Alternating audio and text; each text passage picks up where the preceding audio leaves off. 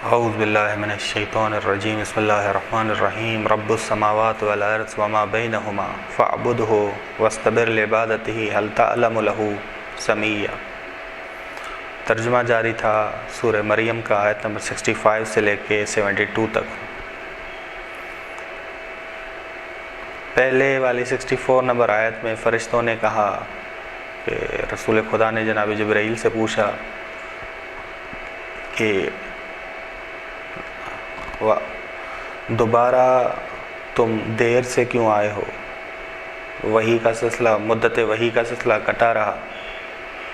تو فرشتے نے کہا کہ امر الہی کی بنا پر ہم آتے ہیں کہ خداوند عالم جب ہمیں حکم دے کہ وہی ہمارا مالک ہے، جو آئندہ اور مستقبل میں ہمارے پاس ہوگا ہم لے آئیں گے، وہ اس کا مالک وہ ہے کہ جب ہمیں حکم دے ہم آئیں گے، آیت نمبر 64 میں۔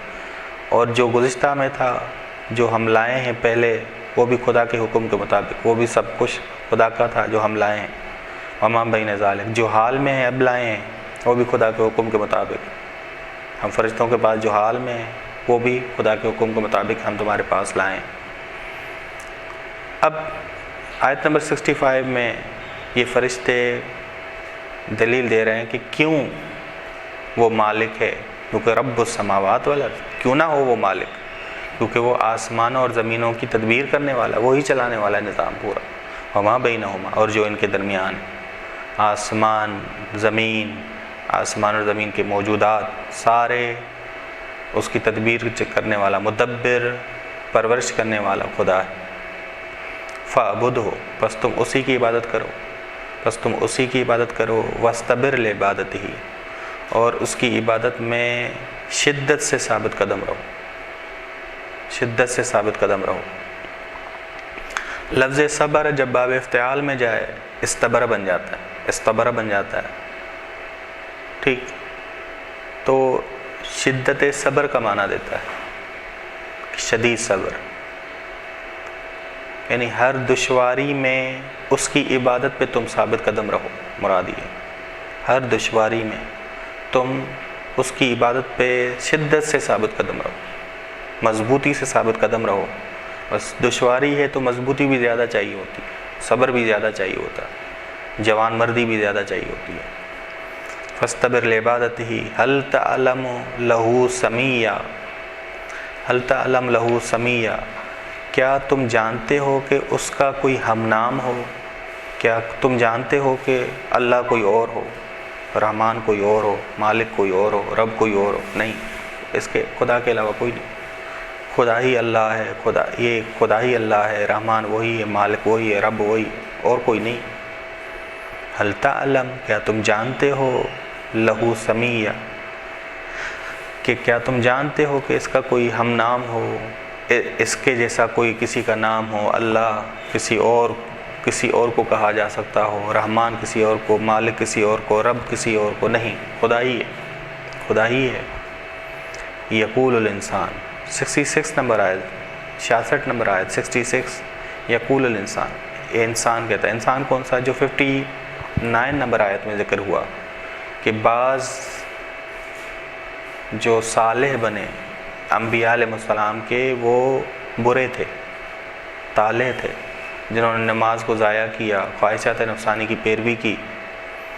یقول الانسان، یہ کافر گروہ جو آیت نمبر 59 میں ذکر ہوا، برے جانشین، یہ کافر گروہ، یہ انسانوں کا یہ گروہ تعجب کرتا ہے، تعجبی کافرانہ، اذا ما مت، کفر والا تعجب کرتے ہوئے یہ کافر انسان کہتا ہے کہ جب میں مروں گا کیا میں دوبارہ زندہ ہوں گا؟ لسوف اخرج حیّ، تو دوبارہ مجھے زندہ کر کے قبروں سے نکالا جائے گا۔ کیسے ممکن ہے؟ یعنی کیسے ممکن ہے کہ مردہ دوبارہ زندہ ہو؟ ٹھیک، خداوند عالم نے کہا اولا یذکر الانسان، کیا یہ کافر انسان یاد نہیں کرتا، انا خلقناہ من قبل، یہ کہ ہم نے اسے خلق کیا اس سے پہلے، ولم یک شیئا، حالانکہ یہ عدم تھا، بس کیسے یہ دوبارہ زندہ ہونے پہ تعجب کر سکتا ہے، در حالانکہ یہ عدم تھا اور ہم نے اسے خلق کیا۔ اب یہ مردہ ہے، مردے کو ہم زندہ کریں گے، مردے کو ہم زندہ کریں گے۔ بہرحال ہڈیاں تو ہیں نا، چورا چورا تو ہے نا، اسے ہم زندہ کریں گے۔ ایک دفعہ تھا ہی نہیں کچھ، عدم تھا، بس اس کی نسبت مردے کو زندہ کرنا یا عدم سے کسی کو وجود دینا، اس کی نسبت مشکل ہے عدم سے کسی کو وجود دینا۔ کیسے ممکن ہے کہ اپنے خلق عدم سے وجود میں آنے کو قبول کرتا ہے کہ یہ خدا خالق ہے، خدا کے خالق ہونے کو مانتا ہے، عدم سے وجود ملنے کو قبول کرتا ہے، لیکن مردے سے زندہ ہونے کو یہ قبول نہیں کرتا۔ یہ اولا یذکر الانسان، کیا یہ کافر انسان یاد نہیں کرتا انا خلقناہ، کہ ہم نے اسے خلق کیا، یہ مانتا ہے کہ ہم خالق ہیں اس سے، من قبل، اس سے پہلے، ولم یک شیئا، تب یہ عدم تھا۔ اس کی نسبت عدم سے خلق ہونا یہ زیادہ دشوار ہے بنسبت اس کے کہ مردے سے زندہ ہونا۔ لیکن یہ کیا کرتا ہے، یہ دوبارہ مردے سے دوبارہ زندہ ہونا، موت کے بعد دوبارہ زندگی کے ملنے کو ناممکن جانتا ہے، بعید شمار کرتا ہے۔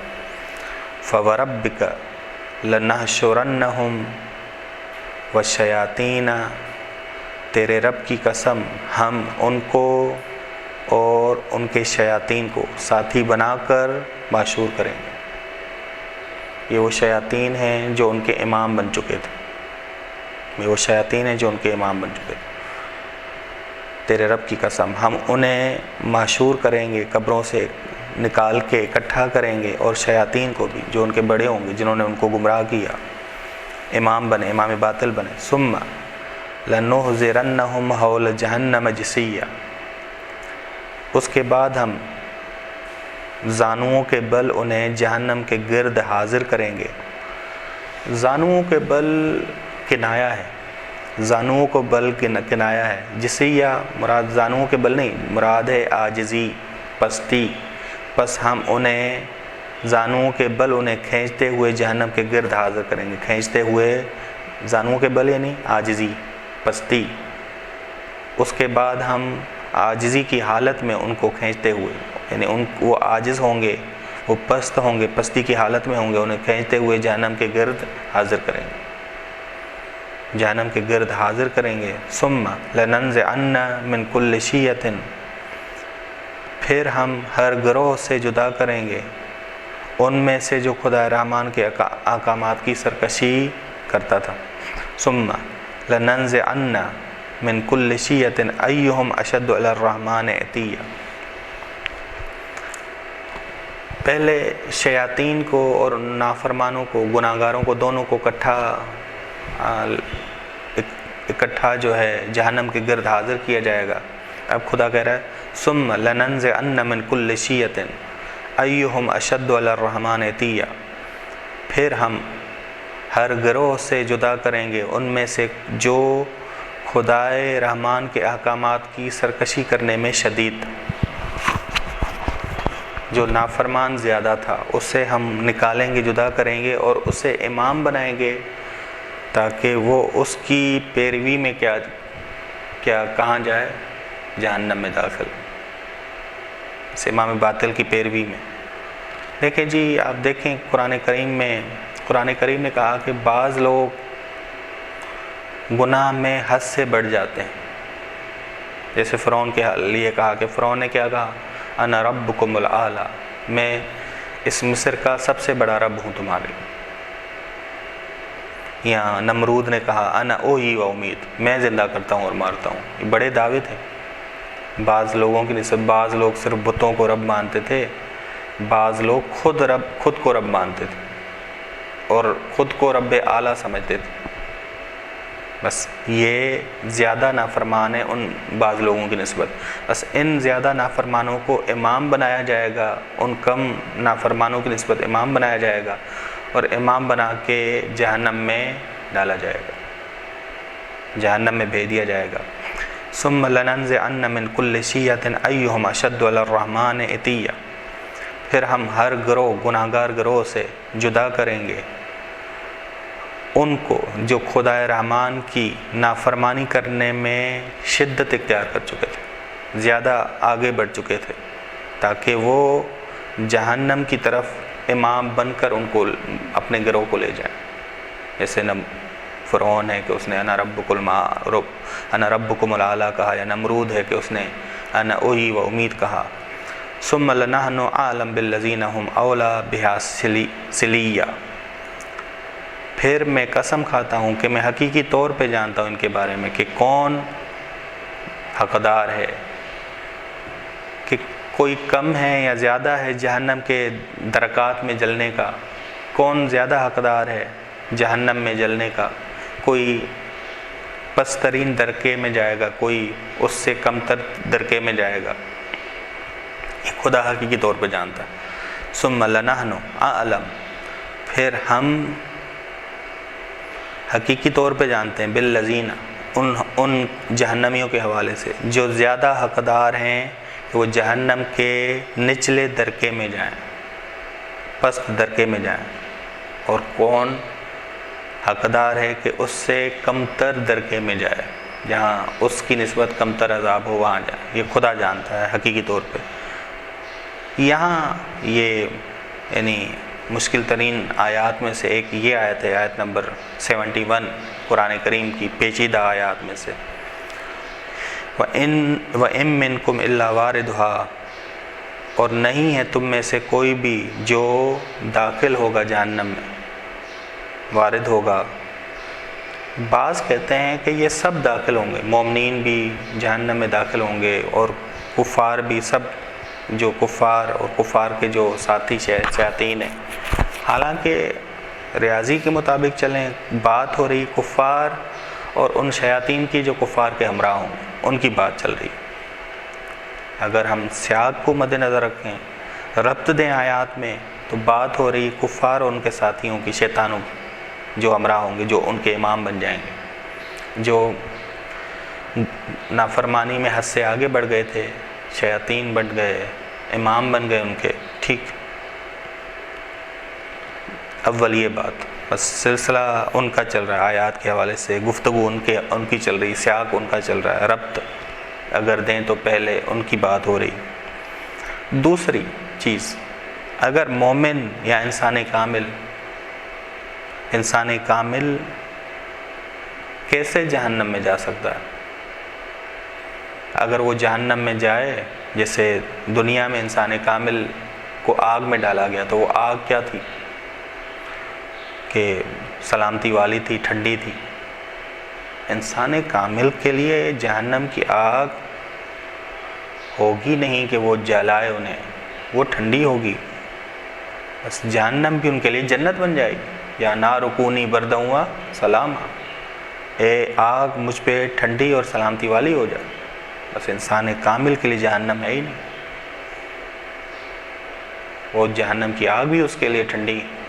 ٹھیک، بس وَإِن مِّنكُمْ إِلَّا وَارِدُهَا، نہیں تم نافرمانوں میں سے، نہیں تم کفار میں سے جو شیاطین کے ہمراہ ہیں، شیاطین کے ہمراہ ہوں گے، نہیں تم کفار میں سے، نافرمانوں میں سے جو شیاطین کے ہمراہ ہیں، مگر وہ سب داخل ہوں گے کس میں؟ اس میں کان علی ربک حتما مقضیہ، بس یہ تیرے رب پر حتمی قضا ہے. یہ حتمی طور پہ کہ وہ کس میں؟ کفار شیاطین کے ہمراہ کہاں داخل ہوں جہنم میں. ثم ننجی الذین اتقوا، پھر ہم نجات دیں گے متقیوں کو. حساب و کتاب میں باری جب متقیوں کی آئے گی تو ہم نجات دیں گے ان لوگوں کو جنہوں نے تقوی اختیار کیا. نجات کیسے دیں گے؟ کہ جنت کے اعلیٰ مراحل تک پہنچا کے. وَنَذَرُ الظَّالِمِينَ فِيهَا جِثِيًّا، اور ظالمین ہمیشہ اس میں زانوؤں کے بل جہنم میں رہیں گے. زانوؤں کے بل ہم نے کہا کہ جِثِيًّا، زانوؤں کے بل، یہ کنایا ہے عاجزی اور پستی کی حالت. بس ظالمین کو ہم رہا کر دیں گے اس جہنم میں زانوؤں کے بل، یعنی عاجزی اور پستی کی حالت میں، ہمیشہ عاجز اور پست رہیں گے. ٹھیک، بس یہ آیت نمبر 65 سے لے کے 72 تک کا ترجمہ تھا سورہ مریم کا. صلی اللہ علیہ محمد اہل بیتہ الطیبین الطاہرین.